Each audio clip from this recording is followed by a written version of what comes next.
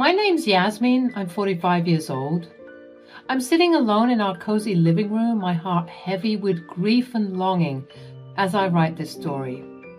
I feel like I finally have the gumption to materialize what I've been through as a means to therapize myself and also help anyone who might relate to the craziness that is my life. You see, Charles, my beloved husband of 20 years, had been taken from me in a cruel twist of fate just a few months ago. The pain of his loss is still fresh, but it was even more crippling when it happened. It was as if time had frozen at that moment when I received the devastating news of his car crash. The future we had envisioned together, filled with love, laughter, and countless more years of companionship, was abruptly shattered. Never would I have thought that I'd be a widow at 45 years old. The bond Charles and I shared was particularly profound, forged through the trials and tribulations we had both endured in our lives. We were two broken souls who found solace and healing in each other's arms. My own journey had been marked by heartache, as my parents, lost to the grip of addiction, had abandoned me at a young age. Their choice to prioritize drugs over their own flesh and blood left me with deep emotional scars. As for Charles, his relationship with his mother, Talia, was tumultuous at best. He had severed ties with her, cutting off all contact after years of disappointment and betrayal. But Talia, like a cunning serpent, would slither back into his life, feigning innocence and pleading for forgiveness. Each time he relented, hoping for a genuine change, she would eventually betray his trust, using him to fund her destructive drug habits and skip town. As I said, Charles and I found solace in each other's arms, building a sanctuary of love and trust that shielded us from the scars of our past. We were each other's rock, a safe haven in a world that had shown us little mercy. Our love flourished, and we dreamt of a future together that would defy the pain and sorrow we had endured. We were doing pretty good, if I do say so myself. It had been 2 years since we last heard from Charles's mother, and it seemed that Charles was finally coming to terms with the fact that his mother would never change. Hence, our success and growth as a couple. We were cultivating a brand of love and care which almost made these deep emotional scars fade. Almost.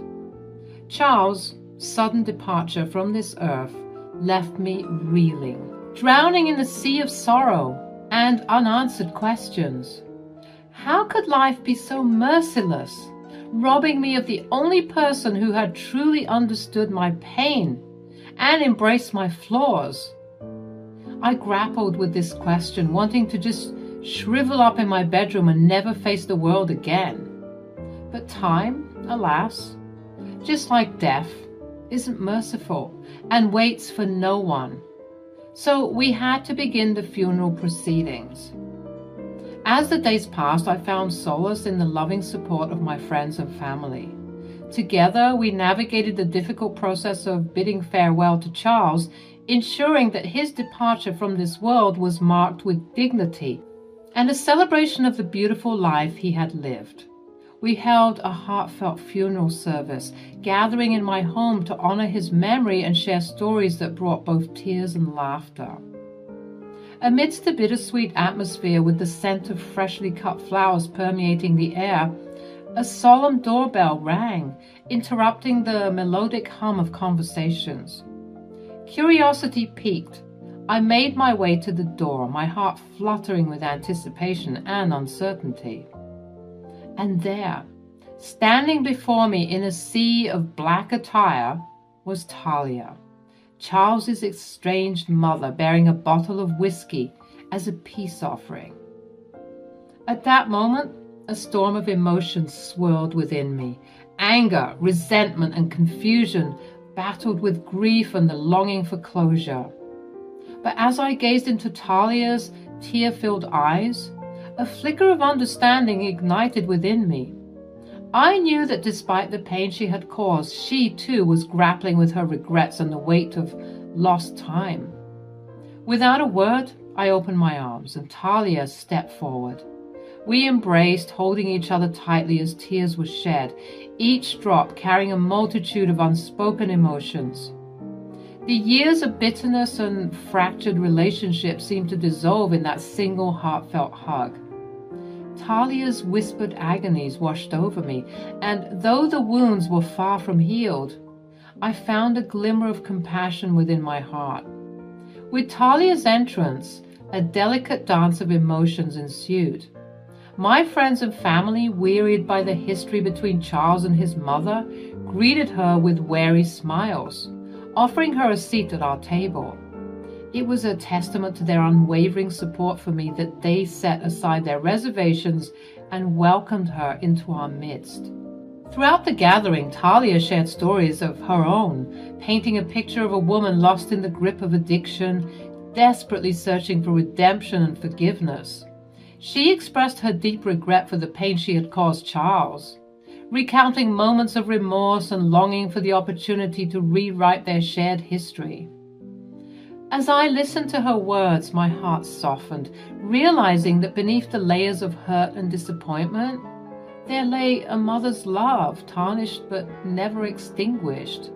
It was a complex tapestry of emotions woven with the threads of forgiveness, understanding, and the longing for healing.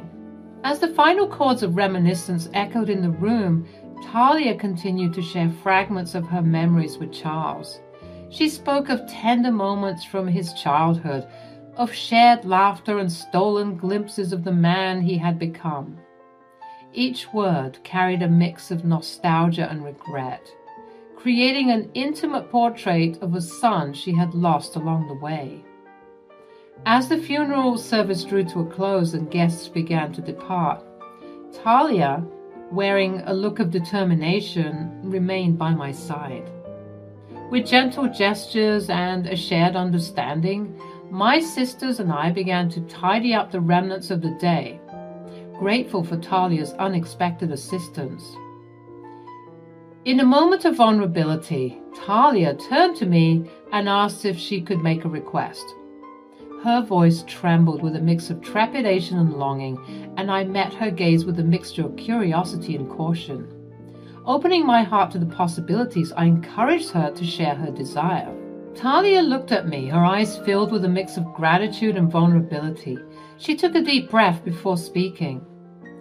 "Yasmin, I know I have no right to ask this of you, but could I have a chance to say goodbye to my son? To be close to him, even if it's just through his belongings?" I stared at her for a moment, weighing the gravity of her request. Sensing my hesitation, she added, "I know it's an odd request, and again, you have every right to deny it, but if I could just touch his clothes or smell his cologne, maybe, just maybe, I could reconnect with him, even though he's gone." Despite the pain and resentment that still lingered within me, I couldn't ignore the genuine remorse etched on Talia's face. My voice softened as I responded. "Talia, I understand how much you love Charles, and I can see the regret in your eyes. If this can bring you some solace, then yes, you can go up to his room and be with his things. Take all the time you need." Talia's expression shifted, gratitude washing over her features. "Thank you, Yasmin. Your kindness means more to me than you'll ever know." As Talia made her way up the stairs, I couldn't help but feel a mix of emotions. Part of me hoped that this moment would provide some closure for her, a chance to mend the fractured bond she had with her son. Yet another part remained cautious, wary of the vulnerabilities this act might expose.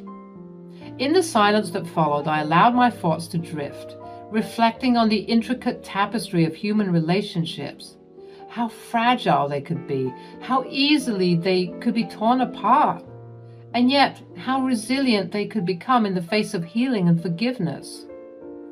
However, those moments of forgiveness and grace I held for Talia would soon be regretted. After about 30 minutes, Talia emerged from the bedroom, her eyes swollen and red, evidence of the torrent of tears she had shed. She appeared as if she had released an ocean's worth of grief and remorse in that solitary room. Her face, once stoic and guarded, now wore an expression of raw vulnerability. Talia took a deep breath, steadying herself before addressing us with a trembling voice. "Thank you for allowing me to have this time with Charles. I'm grateful for your kindness and understanding." Her words were filled with genuine sincerity, and I couldn't help but feel a twinge of sympathy for her. As Talia bid her final goodbyes, there was a sense of closure that enveloped the room. The weight of the day's emotions lingered in the air as if acknowledging the complex web of feelings we had all experienced. With heavy hearts, we watched Talia make her way out of the house, leaving us to reflect on the day's events. Hours turned into evening, and the sun began to set, casting a warm, glowing glow through the windows. My sisters and I sought comfort in each other's company, finding solace in more shared memories and gentle laughter. We reminisced about Charles, cherishing the moments we had spent together and drawing strength from the love that bound us as a family. As the night deepened, exhaustion settled in, and one by one my sisters retreated to their various homes, seeking solace in restful slumber after a long and tiring day. And for the first time that day, I found myself alone in the quiet sanctuary of my room. Amid my grief, I recalled Talia's earlier request to have a private moment with Charles's belongings.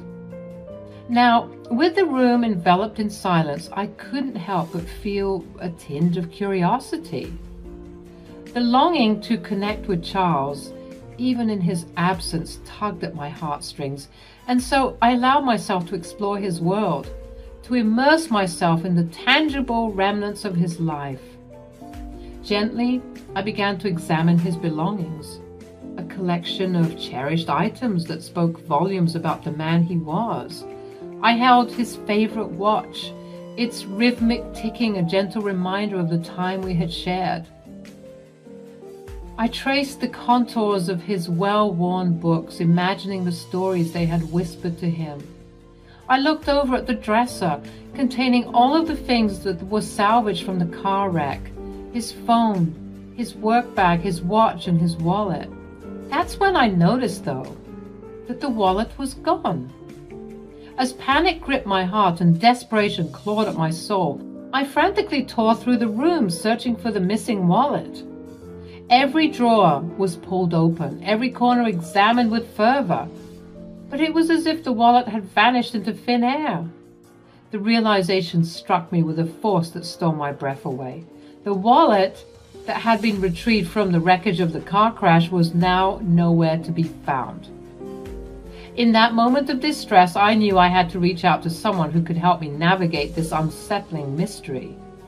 Maybe I remembered incorrectly, and maybe his wallet was never returned to my possession. With trembling hands, I dialed the number of Ramsey, a dear friend who had been present during the funeral and had also played a crucial role in retrieving Charles's salvaged belongings. Ramsey, a trusted member of the police department, possessed both the skills and the dedication needed to unravel the truth. As the phone rang, my heart raced and tears streamed down my face. Ramsey's voice, calm and reassuring, greeted me on the other end. I poured out my anguish, explaining the circumstances and the urgency of the situation. With a heavy sigh, Ramsey confirmed that he had indeed brought Charles's wallet back with the other belongings. A mix of relief and confusion washed over me. If Ramsey had returned the wallet, then where could it have gone? It was then that realization struck like lightning, illuminating the dark corners of my mind. It could only have been Talia, my twisted, estranged mother-in-law, who had seized the opportunity to snatch the wallet from the dresser while I was consumed by grief and unsuspecting of her motives. With a deep breath, I relayed my suspicions to Ramsay, my voice trembling with a mixture of anger, sadness, and disbelief. Ramsay, understanding the gravity of the situation, assured me that we would get to the bottom of it. Charles was one of my best friends. I promise you. If Talia had anything to do with this, we'll get to the bottom of it and make sure that she pays. At that moment, as Ramsay's words of comfort enveloped me like a warm embrace, a flicker of hope ignited within my heart. Though shadows loomed and uncertainty clouded the path before me, I knew that with Ramsay by my side, we would navigate the murky depths of this twisted tale. Together, we would uncover the motives that had driven Talia to commit such a heartless act, and bring closure to this chapter of our lives. As the days rolled on, the weight of grief still heavy upon my shoulders, I was confronted with yet another shocking revelation. The steady stream of bank statements that notified both me and Charles's phones bore witness to a growing storm brewing within Charles's accounts. It started with small amounts, a charge of $700 followed by $1,000, but soon escalated into a torrential downpour of deductions with staggering sums exceeding $3,000. Fear and concern gripped my heart as I watched the steady drain on Charles's hard-earned savings. It was a violation, a desecration of his memory that cut me to the core. With a heavy heart, I once again reached out to Ramsay, seeking guidance and solace in the face of this new ordeal. Ramsay's voice resonated with a mixture of empathy and determination, as he advised me to take swift action. You have to get Charles's cards deactivated immediately to halt these unauthorized transactions. The practicality of his advice was undeniable, but it was a bitter pill to swallow. Canceling credit and debit cards, terminating TV, movie, and music subscriptions, and severing financial ties. All these formalities served as a stark reminder that Charles was truly gone. Yet, as the anger grew within me, fueled by the audacity of Talia's actions, a rebellious thought took hold. Why should I succumb to her wicked game so easily? How dare she squander my late husband's money with such reckless abandon? No, I resolved that I would not let her have the satisfaction of destabilizing our lives further. And so a devious plan began to form in the recesses of my mind. I decided to let Talia continue using the carts, allowing her a false sense of security. Little did she know that I held the upper hand, the power to unveil her deceit and reclaim what was rightfully Charles's. It was not an easy choice, for it meant prolonging my confrontation with the harsh realities of his absence. But I was determined to expose Talia's true nature, to shine a blinding light upon her dark deeds. I would gather the evidence, the proof of her financial exploitation, and present it as an irrefutable testimony of her treachery. With renewed vigor and a fire burning within me, I set out on this dangerous path. Each transaction made by Talia would be meticulously documented, her every move tracked, until the time was ripe for confrontation. It was a delicate game of cat and mouse where I would allow her to revel in her illusion of control, all the while laying the groundwork for her inevitable downfall. As days turned into weeks, the battle raged within me. A whirlwind of emotions that swung between despair and determination.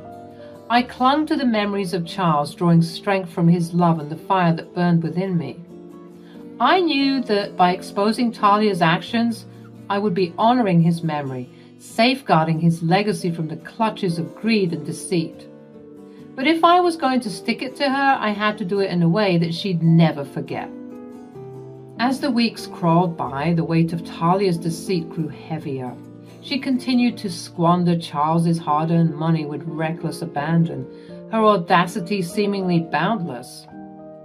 Each transaction she made, each dollar she spent, served as a reminder of her complete lack of remorse and empathy.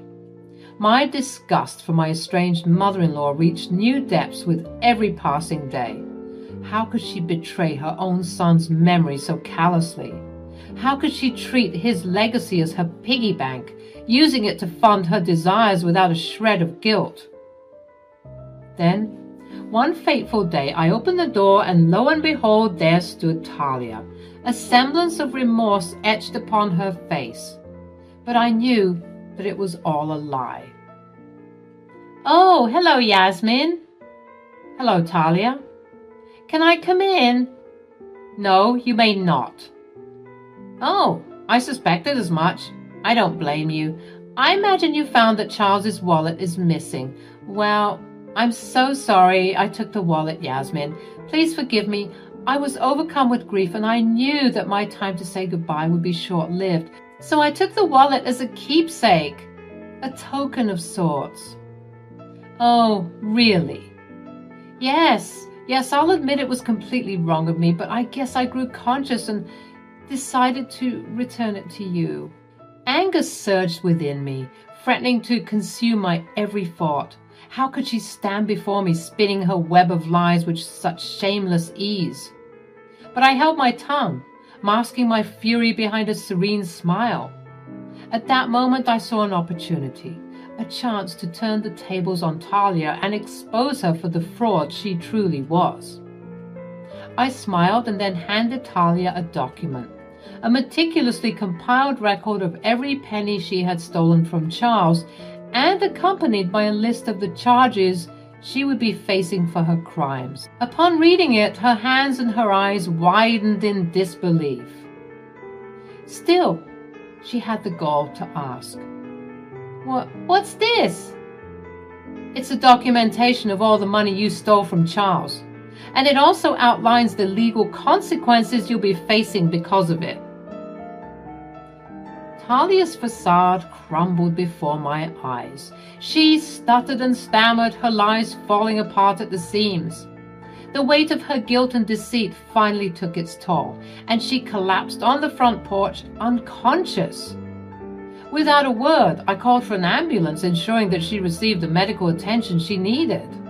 As Talia regained consciousness in the sterile confines of a hospital room, her wrists bound by cold metal handcuffs, the reality of her actions began to set in. She raged and demanded to be released, but I stood there, an embodiment of calm resolve.